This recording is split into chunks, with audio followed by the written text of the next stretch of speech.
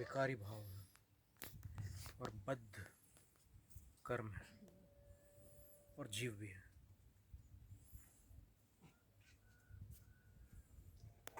तो जिसने किसको छुड़ाना है वो समझ लिया, और किससे छुड़ाना है वो समझ लिया, और कैसे छुड़ाना है ये समझ लिया।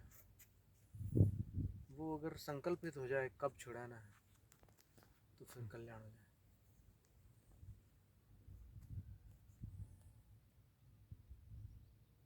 जब ही जिए आत्म जाने, तब ही जिए शिव सुख ठाने। अगर मोक्ष का संकल्प नहीं है किसी जीव का तो उस पंक्ति के अनुसार उसको आत्मज्ञान नहीं है। और आत्मज्ञान जो होता है वो 4 निक्षेपों से, निर्देश स्वामित्व आदि 6 उपायों से, सत्संख्या आदि 8 अनुयोग द्वारों से, प्रमाण और नयों से, और अध्यात्म से भी जो शुद्ध नय है उससे। असली में 53 भावों में से जो अंतिम पारिणामिक भाव है जीवत्व, वो 2 प्रकार का, एक पर्यायार्थिक नय के आश्रित जीवत्व जो 10 प्राण रूप होता है, और दूसरा जीव का जो शुद्ध जीव स्वभाव वो वाला जीवत्व, पारिणामिक भाव। हाँ, वो शुद्ध द्रव्यार्थिक नय का विषय होता है।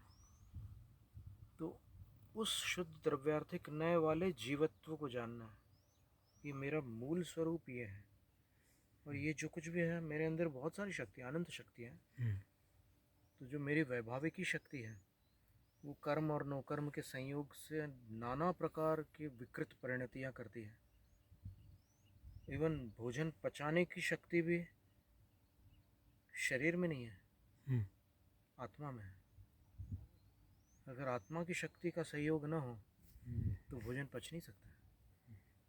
समस्त विकारी परिणमन की शक्ति आत्मा की है। विकारी परिणमन किसी अन्य द्रव्य में नहीं है। रागादिक विकार पुद्गल में नहीं होते, और वीतरागी प्रतिमा नहीं होती, वीतरागी की प्रतिमा होती है।